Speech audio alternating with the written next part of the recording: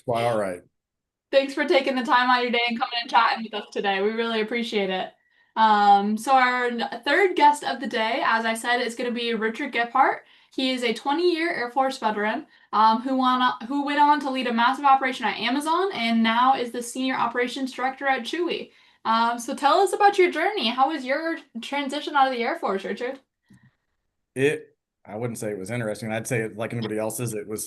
Uh, it took a lot of work on my part to get to where I'm at now, but at the same Mhm. time, the military tries its best to set you up for success. I mean, TAP, it's there, but it doesn't truly help you understand and recognize everything you need. A lot of your transition, a lot of your time that you need to be spending needs to be almost a year out.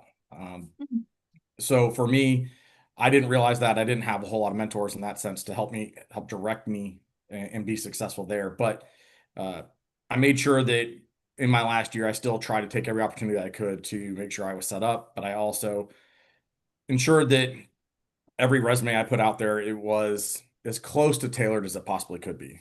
To be clear, Mhm. like just because we put the buzzwords in doesn't mean you're going to be successful in an interview, doesn't mean you're going to be successful in a job. And so for me, though, I found out that, especially with Amazon, being that my first true job after the military, that you have to understand their operating principles for whatever company that you're going to, whether it's the actual operating principles or their mission statements, their vision. So that way you can kind of align yourself to being successful Yeah. uh, throughout the process. Okay. What were some of the biggest struggles do you think when you got out or while you were getting out in the transition? Um, Part of it was I had to be willing to live where the job was versus where I Mm. wanted to live. Uh, just because like my wife's from Pennsylvania, I'm from California, and so for me to say, well, where are we going to live? I didn't want to be selfish about it, so we had to talk through it. So that was one of the harder pieces. I'd say the harder part in general though is that we go from such a structured environment to Mhm. now it's herding cats, right? We've all had the younger troops more or less in our lives that we were all that at one point ourselves, but it's it's harder because you can't sit there and say you must do this. You have to find Mhm. ways to encourage them, to motivate them, to want them to do it. Okay.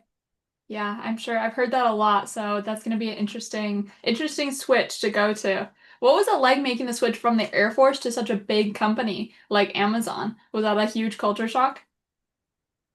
I wouldn't say it was culture shock because, a lot of the organizations I was working in were close to 1,000 unit or 1,000 people in the unit. So for me to go to Amazon, the organization itself is absolutely massive, but it's no different than the Air Force itself or the Army. It's massive.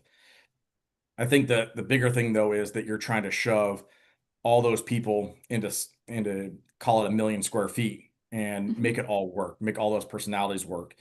Mm. And trying to work out, when people are going to break, what they're doing. We were also doing all this during COVID to try and ensure that there was enough social distancing, things like that. So there was a lot of unique challenges, but I'd say just the biggest thing, it's not a culture shock because you're kind of prepared that there's going to be a difference when you leave the military. But at the same time, it's the fact that you're having to adapt to a completely different lifestyle. And for Okay. me, we kind of had this realization when I was talking to one of my military recruiters that we have on our site, and it's that we're getting out with tons of leadership experience. The problem is that we're taking that leadership experience and we're saying, well, I already know how to do this, so I should already know how to do everything. I have to be able to exude this confidence that says I already know everything.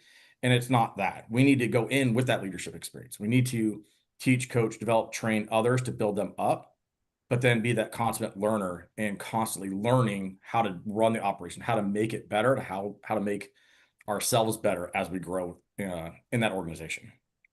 Yeah, yeah, absolutely. And how was that switch from Amazon to Chewy? Was that, I'm sure it was a little less of a shock, but was it a little bit easier? Still two It really big companies.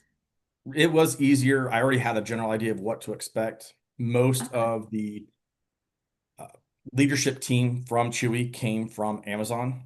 I'd say the Oh, nice thing about coming to Chewy was it was a better culture. They mhm. wanted you to see you succeed versus Amazon. I mean, they're a massive company. They're looking at everything as a number to include the humans that are in place.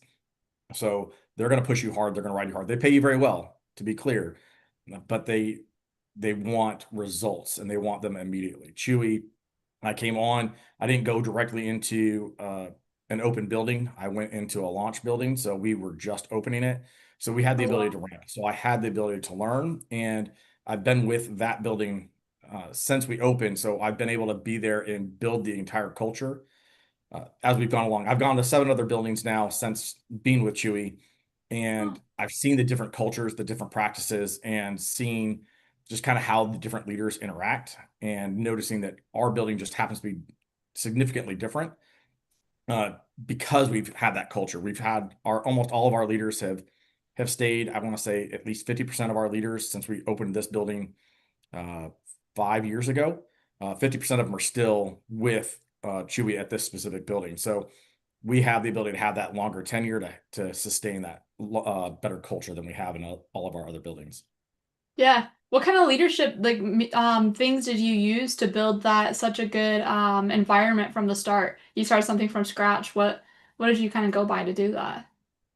Listening. So if you can listen to those that are teaching you and kind of take their expertise, especially with like the warehouse management systems, different tools that the business already uses. That's Hmm. kind of one of those key pieces, and just ask the questions as you don't know something about, whatever it is they're teaching you. But, you listen to those team members, listen to those people that work for you to understand what their barriers are.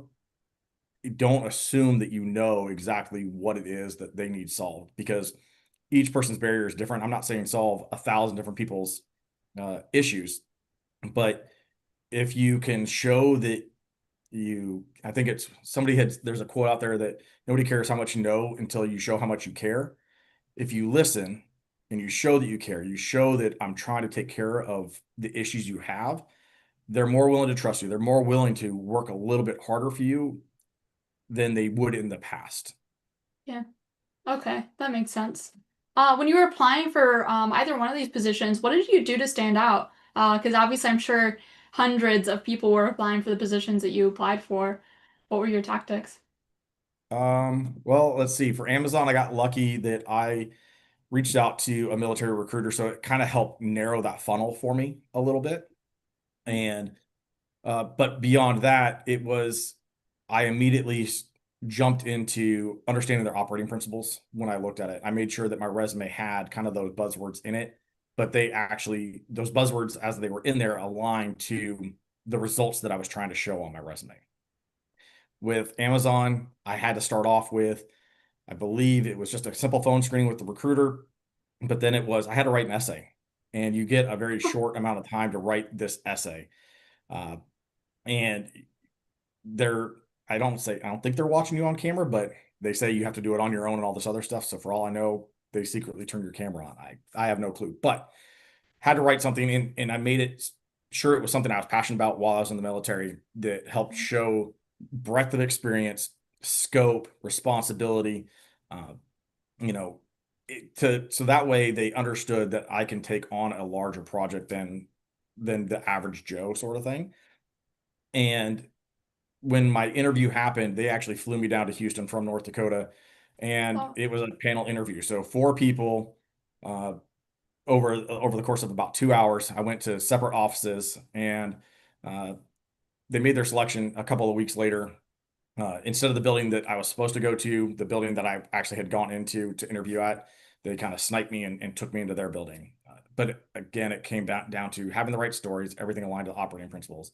When I came to Chewy, I did the exact same thing. I reached out to a military recruiter, started talking to them, had that conversation, made sure everything aligned to their operating principles. Thankfully, because again, most Chewy execs, Chewy leaders came from Amazon. Almost all the operating principles were identical. So it was almost a cut and paste, from one resume to the other. And same process when I onboarded with Chewy. with my resume process, or resume and interview process, I should say. Okay. Talking about the interviews, how do you think transitioning veterans should kind of frame their experience in the during the interviews? We've learned that there can be some negative stigmas or some really positive ones about the military. What's a good way to talk about it? Um, Gosh, that's a good question. I would say that if you're going to, even if it's a negative experience, right? A negative stigma that somebody might be inferring to try and root out of you. It's how do you find the positive in it? How do you find Mm, positive intent? You could have a super negative experience that created a lessons learned opportunity that mm, you can, you know, I don't have an exact a perfect example, but actually, I'll give you this one. We were building a tactical response force tower in North Dakota, and our floors, when I had done everything, I didn't measure to see if they were level. So when we finally built this $500,000 structure, it was off on one end by over an inch. So we had to figure out how to make everything work and actually properly support it with, I would call them shims, but I mean, they're huge steel, uh, pieces like solid steel that we had to have cut and milled and everything else to put underneath it. But it was one of those things that like nobody teaches you how to do all this stuff. I'm not an engineer by trade by any means. I can design certain things, but I didn't know what I was doing. So trying to explain that, what did I learn? It's that I need to bring more people in. I need to have more subject matter experts to help me, to support me, to make sure that am I hitting all the right line items to keep everybody safe to achieve the objectives that we want. And so for a veteran, that as you're going through and you're talking through certain things, it's recognize your failures. When somebody says, "Well, what's one of your weaknesses or what's one of your opportunities?" Don't I wouldn't say always go to something that's really soft that kind of shows it's really more of a strength. Honestly, sometimes show what your true weakness is, but show what you've learned because of that weakness and what you're doing to work on it to improve on it. okay. Yeah, I really like that. Just look at the positive side of things. On top of all that, you're also a Lean Six Sigma facilitator, right? What Yeah. got you into that? It was one of the last courses I did while I was in the military, and I found a lot of enjoyment out of it. And Mhm. once I got to Amazon, I found how easy it was to incorporate so many of those practices into everyday operations. Because while there are a lot of people that do it, there's a lot of, black belts out there, yellow belts, green belts, white belts, whatever. It's they're not in every building. They're not well suited to travel around all the time. So being able to use that and just find something small and build off of it. And then you start finding those other weaknesses within the organization that you can continue to fix and improve upon. And a lot of what I do now at Chewy, when it comes down to things like that, it's not my ideas. I go to other people and say, "Hey, what do you see? What can we fix? What can we improve upon?" Last night, I talked to my team. I said, "We've got an entire line that we're not using and we're not likely never going to use for the next 10 years. We're not going to rip it out, but how can we repurpose it? How can we change the layout to make us operate more efficiently?" I don't have an answer yet. They don't have an answer, but now they've got something in their head to start thinking about, to Yeah. how can we repurpose this area to make our business more efficient? How can I get an extra 100 boxes out every hour to our Mm, customers? How can we get them to them faster? That sort of thing. okay. Going back to the culture, so do you just work in your one building and you don't really interact with the culture of any other ones, or how does that work? So I primarily work out of my building, but I've worked for our facility up in Toronto. I've worked in Dayton. I've worked in Phoenix. I've worked up in Wilkes-Barre, Scranton. So I've worked at quite a few of our buildings, and it's almost always by name. So it's always like, "Hey, when you guys have time, can you send Rich out to our facility? We need somebody to put eyes on, talk to us. We need somebody to give us just a full-blown write-up on what we're doing good, what we're doing bad, where our opportunities are at." And I spend a lot of time talking to those team members to understand what their barriers are and see, have they even ever had the opportunity to talk to a leader in their building about it. A lot of times it's a no, but it's finding out why it's a no. Why aren't they able to talk to their leaders? Is it a trust issue? Are they not given the right voice to do so? Things like that. And once I can give that to, whether it's their GM or somebody else higher up in their organization, on that chain for them per se, uh, that is kind of what starts getting the ball rolling. And I know that both at my most recent visits, both to Dayton and into Phoenix, they've had huge culture changes. They've had huge improvements to the point where right now we're in our peak, and they've seen growth of about 5% in terms of performance over the last month. Okay, that's awesome. For somebody in here that might be interested in working at Chewy, was there any similarities in the culture that you saw over all of the buildings? Like something that maybe is just like down to the core a Chewy culture? Um, I would sit there and say everybody's supportive of each other. Everybody wants to help each other. Everybody wants to see each other win. You see the same things at a lot of places where, and it's the same thing in the military. A lot of people act like it's still high school. Lots of gossiping, things like that. But it's how do you keep that to a minimum? It's going out and talking to the team members and to have Hmm. those discussions of what are our expectations. As you can get more buy-in, especially with some of the informal leaders, and get them to kind of come on board with the concepts that we're trying to push out, they tend to do a whole lot better. And Okay. from an all building perspective, again, beyond just supporting each other, it's that our team members and definitely our leaders really do believe in our customers first, right? That we take pride in, we call it on-time shipments or ship by date. We hit those and we measure ourselves on that every single day to make sure that if a customer is expecting something on, say tomorrow, that we get it out by the right shipment date so they can have that. And it's almost competitive that all the buildings talk amongst each other to say, hey, I'm at this percent. What are you at? And I mean, we can see it on a dashboard, but it comes up on a daily call where they're able to kind of rib each other, kid each other about it. But when you get the team members in on it saying, hey, we call it route, did we hit route today? And if we miss, you can see when they're disappointed that we didn't achieve our objectives for the day. Hmm. Yeah. Yeah, I can definitely say I love I've always used Chewy and I love the fact that there's always something sent out when a pet passed. There's always a gift or something sent out for them. I always thought that was a really sweet touch, really personalized. It's one of the But reasons why we're the top customer service business. yeah, absolutely. Demetrius in the comments, he asked, what is the difference of the scope between the operations manager versus senior operations manager at Amazon or Chewy? So, an operations manager, you're going to control a specific department and shift. So, whether it's an inbound or outbound inventory control, uh, you'll control that department and that shift. So, day shift is a front half shift. So, a Sunday through a Wednesday, or a back half is a Wednesday through Saturday.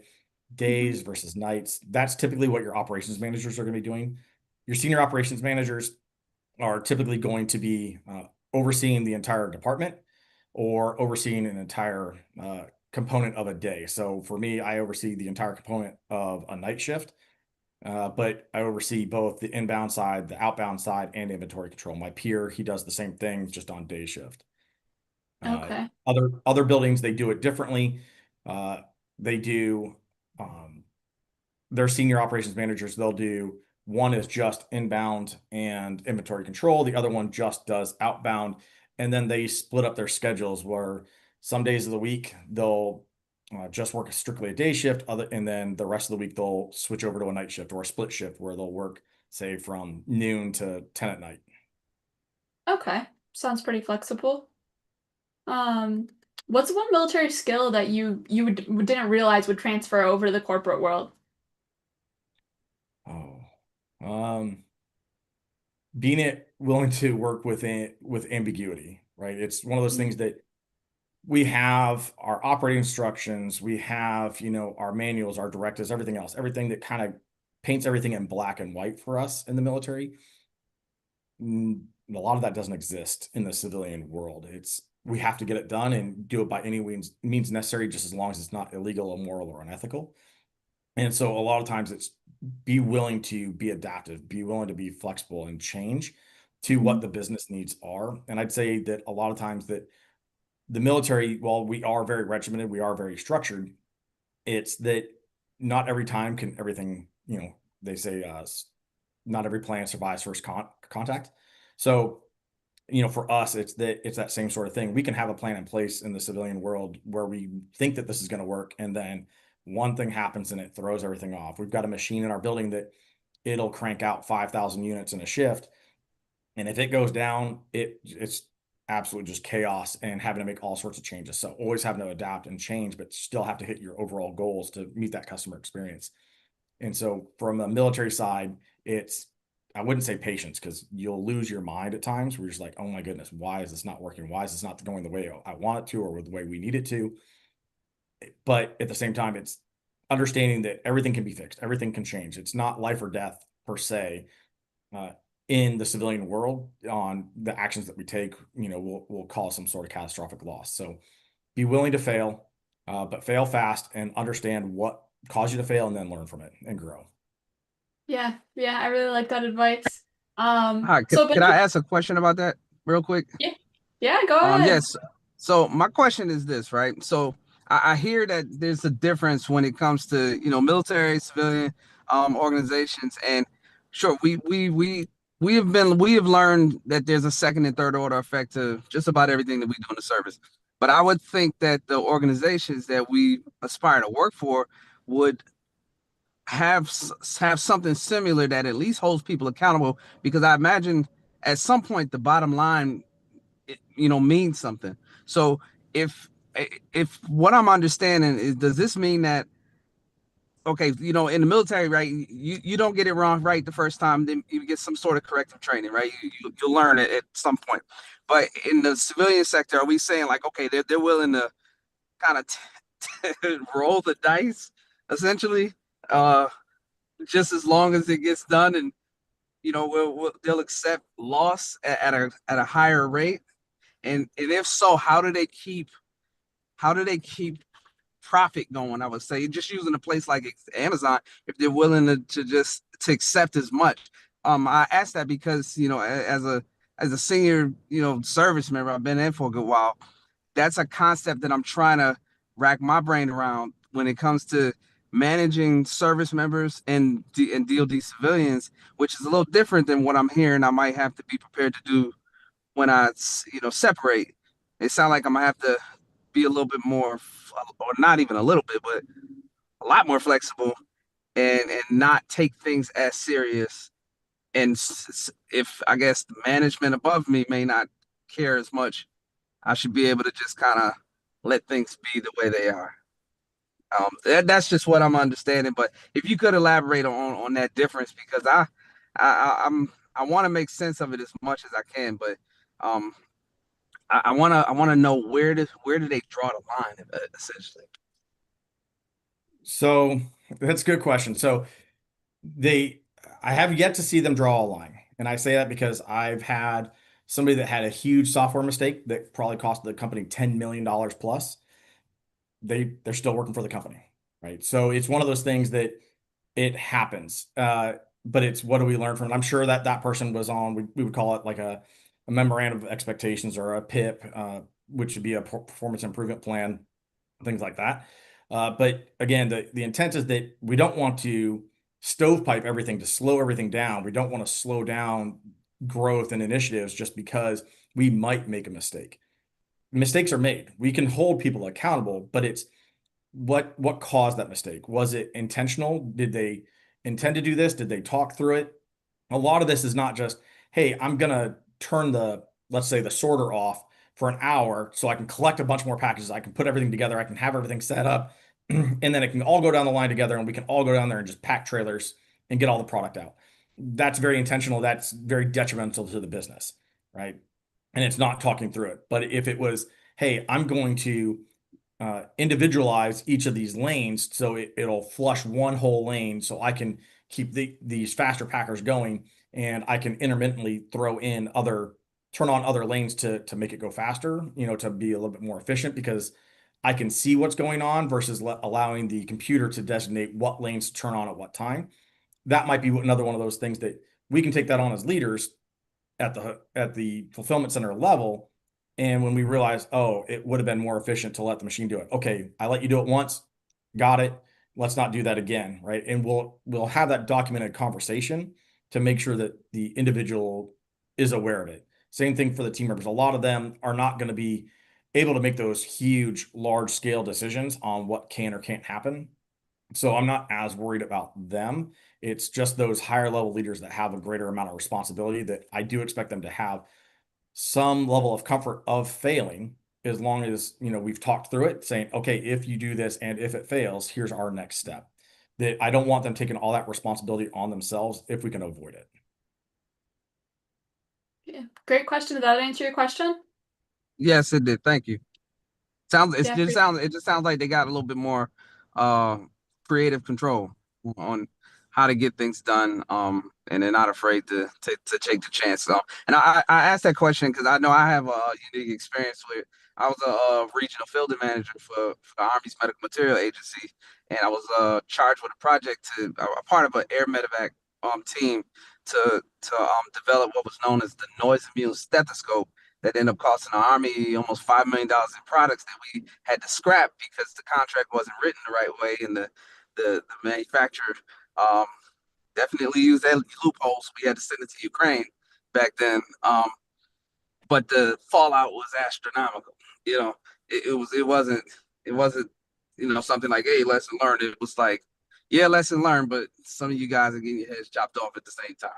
Um, but I just figured I'd ask that question because I know that I'm likely going to be moving in that direction. But thank you for that explanation.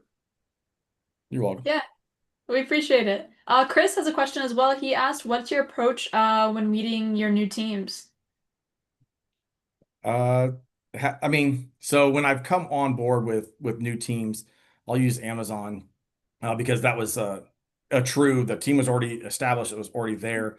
Mm. Uh, I came on and just essentially just introduced myself, but I took the time to sit down with each one of them one on one to understand who they are, gave them the same time to understand who I am, where I'm coming from, what my background is.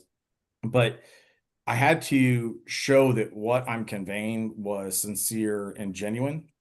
So when I'm talking to my team members or Amazon associates, it's showing that I don't change every single day. I don't let some sort of strife, affect me in such a way that I react differently with them. And uh, I also found that food does work very well to get people to bond. So Amazon was very nice about having a very uh, generous account to allow me to go buy food at random for my team and then just get reimbursed with my teams there. I think in my first 3 weeks, I had spent, I'll guess it was about $2,400 in pizza. Uh, that I was able to then, beyond just the managers that work for me, to bring all my associates in. And I was very intentional that I had two different departments of multiple, they call it multi-picking or packing. I had two different departments of that reported to me. So I made sure that they each got their own day. I made sure that my docs team had a day with me. I made sure that my singles team had a day with me. So that way they all had that individual time that if they wanted to talk, great, you can. If you just want to come and eat my food, that's fine too. But food definitely helps bring everybody together and have that same common bond in that same period of time together to at least have opportunities to open up conversation. Yeah. I feel like eating together makes it a little bit more casual too, rather than just calling them in and introduce yourself and sitting at a desk and expecting them to say something. But Right. I like, I can't name one thing that pizza doesn't make better, honestly. So, what do you think the top thing that all these veterans should be doing to get ready to be joining the corporate environment? Oh, let's see. Um, I would say if you have the time, I'm not saying go gather a bunch of certificates or certifications, but go learn everything you can about the different things. So when I was in, I thought I was an Excel wizard. I got to Amazon and I was shown quite the opposite, that I didn't know what the heck I was doing. I thought I then learned a lot at Amazon about how to run Excel and how to make formulas and build dashboards, et cetera, et cetera. And I got to Chewy and nope, I have no clue what I'm doing. I've gotten better now at that. And then they said, oh, well, now you need to learn SQL. So, now I've got to learn coding and understanding that. Well, guess what? Thank God for Chat GPT or Copilot or anything else that's out there. Exploit it. Learn, I would say right now, if you've got the time, learn how to write prompts. if you can understand how to write prompts and you can learn how to write, say, your own chat GPT bot to do something to help offset something, to help automate any part of your day, any part of your life in the business world, do it. And the more experience you have in it now as you come in to the civilian world will make your life significantly easier because I can't tell you how many times that I don't understand SQL enough, but thankfully the program that we have on our computers has AI built into it. So I can say, I need to understand this from this time frame, from this building, and I need it to look at X, Y, and Z. And it goes, okay. And it creates everything. I hit run. I'm like pretty close. And I start changing it, right? And I keep changing my formulas a little bit or my prompts a little bit to give me the output I'm looking for. So it took a lot for me to learn how to understand and do that. And I didn't really even start playing with that until probably back in uh, let's call it June is probably when I was starting to play with that. But to give another example, I had an employee that worked for me. I was building all these dashboards in Excel, and I produced a new version, and it was, hey, I thought of another idea. Why don't you include this? And I kind of snapped. I said, why am I doing all this work for so little benefit? You're getting more of it out than I am. Why don't you try? Why don't I show you what I'm doing to help you? And I can say right now, and he's prior Army, so he took that and said, okay, I'm gonna try. I'll figure this out. And he's now surpassed me. He learned everything that he needed to learn in Excel to kind of keep supporting that dashboard. And then he started building it out of SQL and using the background databases with Python to then automate that Excel. He felt that that wasn't good enough, and now he's moved on to writing HTML code. So everything's website based, and it takes less strain, or it makes sure that your computer has less strain on it because Excel is such a power hungry document that now it can run faster for the team, and they can complete things in 1 or 2 minutes that used to take us 5 minutes. So definitely learn, and especially learn where the tech is that's likely going to help you. So going back to AI, learn how to write prompts, and you'll set yourself up a lot better. Yeah. All success I feel like is leading to AI. Also on Excel, I'm horrible with Excel. I that's something I'm gonna have to do better on because there should not have to be a whole degree for a Microsoft thing because it's insane. For all these people they've all been most of them have been in for 10 to 30 years. What advice would you give somebody in here if they're stepping into their first operations role like you were at Amazon? Be patient. Um, they're gonna make you crazy. There's no way around it. I walked in, thought, okay, I'll be able to handle this. And just some of the things that people do, people say, and you're just like, I gotta bite my tongue because I can't say to them what I want to say. I can't say the things I used to be able to say in the military to gain compliance rapidly. You have to find a different way. You'll have to find different partners to help you. I found that I'd have to go to, somebody either senior to me or at least one of my peers and say, hey, listen, this is where I'm running into my struggle. How do you deal with this? How do you handle, this kind of situation or this kind of statement?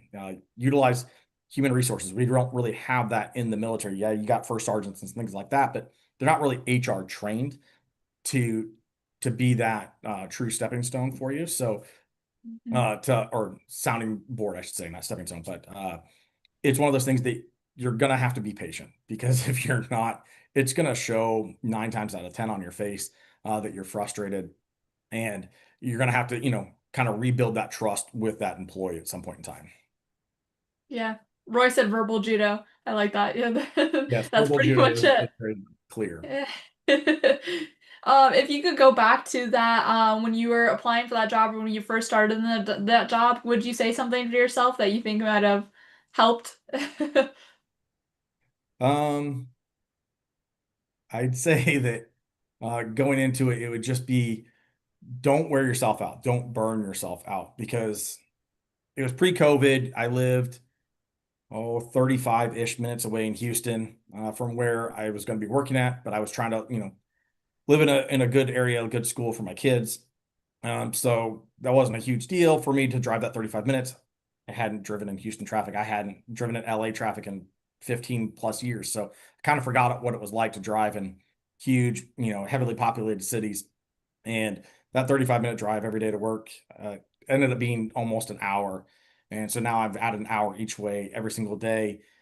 Then COVID hit. Then they extended our shifts because you had to stagger when people came in. And so for me, it was okay. My day normally would have started at 5, with the shift starting at 6. Now it's I got to get there at 4 so I can be ready for the first group of people to come in at 5. And then that last group that would come in, we again normally start at 6. They're not done now until almost 7 in the morning. So here I Yeah. am working from 4 to 7. I still got to write my end of shift and make sure that that gets populated. It takes roughly an hour for the system to update. So I'm not leaving until 8, so I'm not getting home until almost 9 in the morning, and I'm turning around to leave for work again at 3 a.m. or 3 p.m. So it was just one of those things. I was like, well, I'm in it. I'm here. I'm going to be the leader that's going to be there. I'm going to be present every single day. I'm going to be the first one in the building. I'll be the last one to leave. That's great. I still do something similar to that now. But at the same time, do not burn yourself out. You're just one person. You can only do so much. Know what your limits are and kind of hold yourself to it and start giving yourself time back when and where available. Yeah, I feel like burnout is really easy to happen in this stage that we're all in because we're transitioning, we're trying to find a job, but also trying to figure out what life is outside of the military. There's just a lot of parts going on, so it's really easy to get overwhelmed. Derek, do you have a question? I do. Hey, Rich, I missed some of the beginning of this. I was off doing another interview, but I did. What branch of the service were you in, Rich? Air Force. Air Force. Okay, so I'm Navy, right? We used to have a phrase, and I think you kind of hit on this, and it's kind of a big deal. We used to have a phrase for our leading petty officers, right? Our usually E5 or E6s. We called them leading petty officers, and the big thing that you said was you like to be the first one there and the last one out, right? Well, for us, LPO stood for last person out. That's a great way to be able to take care of the people that work for you. So, like, can you elaborate more on that? Like, what did that look? Yeah, same thing. So, last person out. I got you, John. But what does that look like? Like, what are you doing? Are you just available no matter what? Is that kind of how you do it?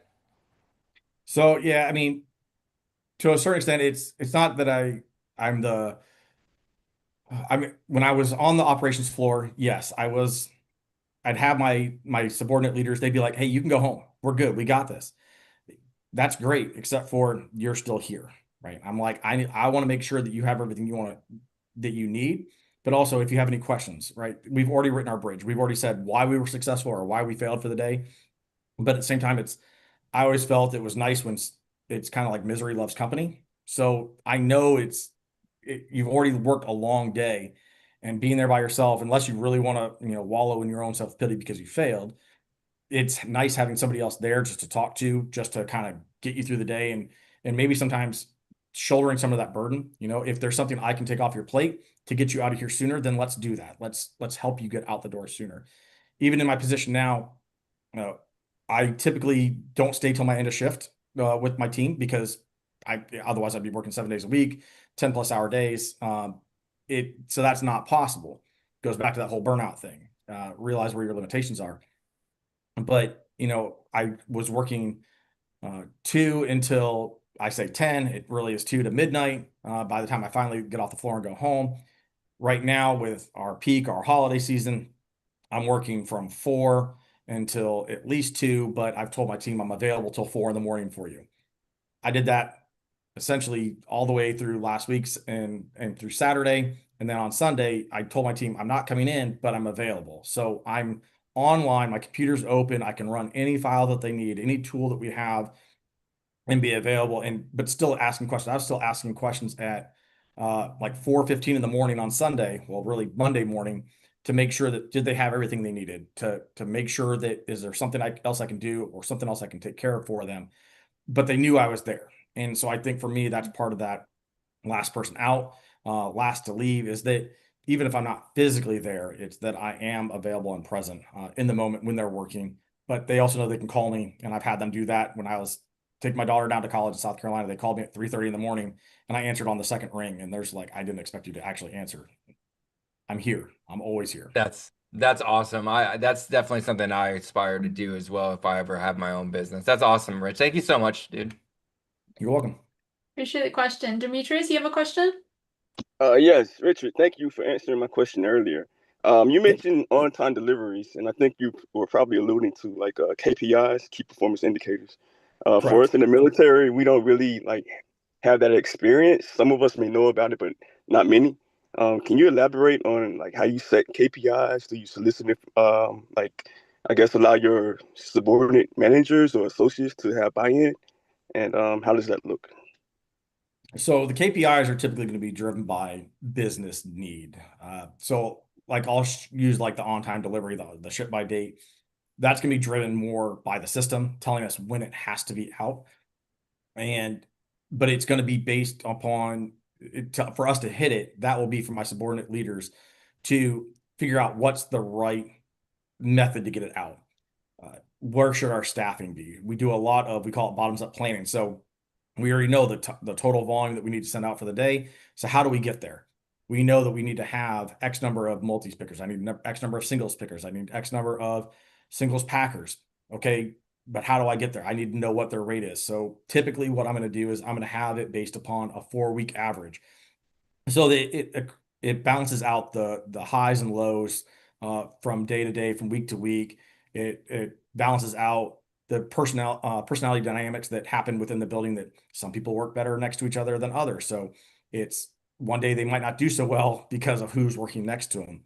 And so with that balance and having that understanding that it's over a 4 week period, it kind of helps us. We also submit everything at the beginning of the week, essentially for 3 weeks from now. So on, let's see, last Monday, so 4 days ago, we submitted what our plan is going to theoretically look like from a volume perspective for almost like basically like after Christmas, and saying, okay, this is what we want to run. And we have a general idea of how we're going to get there. And then as we build over the next 3 weeks, we know we're always ramping. We're always trying to get better, always trying to expand and extend that dollar for ourselves. And to do that, it's those simple process changes that if I can make one change, but it doesn't require any extra effort for the team member, from my employee, that's ideal, because then I can just get that little extra output. Most recently, I'll just give an example. We just simply put we've got a box making machine. We designed a specific size box to go into our carts to just hold more material for the team members, so that way they weren't having to stop to come back to replenish themselves, to go back out and use those supplies as they're packing out the orders for customers, to make sure that they're protected, that cans weren't dented or bags aren't getting ripped, things like that. Just that small little change and basically increase their overall performance by almost 5 units an hour. It doesn't seem like much, but when they're only packing it, say 50 and getting to a 55, that 10% boost by just giving them a $1 box that's now eternally there, that's a huge win. So it's allowing us to figure out how do we continue to ramp, but the KPIs themselves are kind of driven by business need, and very rarely do we change them. So it's not that we come up with something new unless we've developed something new that would require some sort of new key performance indicator. Okay, That was an thank awesome. you. Yes, thank you. And That was an quick awesome. shameless plug. I'm Go ahead. sorry. Go ahead. Sorry. Just a very quick shameless plug. If you need someone to manage your dashboards with Power BI or SQL or Python, give me a call. I'm on the way. So when I looked online just a little bit ago, I saw we have a lot of software engineer positions opened up right now, and like some AI engineer positions. So we definitely have a broad scope of positions that are open right now. All right, thank you, Richard. Sorry, Demetrius. I think I have a little bit of a delay today. I don't know what's going on. Maybe my internet's running a little so sorry for keeping cutting you off. Definitely wasn't meaning to do that. You actually led into my last question. If anybody else has any questions, raise your hand. I was going to ask, where can everyone find you to connect? And then where could they find Chewy opportunities? Because it sounds like there are some. Yeah. So for me, it's real easy. Just find me on LinkedIn. I feel like ever since I started with the Seven Eagle group, my LinkedIn is just absolutely blown up. I feel I get a request every few hours, and I'm pretty quick to accept them. So you could send me a request at 1 a.m. and I'm probably responding by 1:05, then I'm accepting it. Uh, as far as where to find the jobs, uh, go ahead and go to just go to Google, Chewy careers, pull it up. And I want to say, like, if you Scroll to the bottom. I think it even, yeah, I'll click on it right now. I'm just looking on my end. And yeah, just scroll to the bottom and it'll show you, all the different openings we have right now. It'll say run with the pack.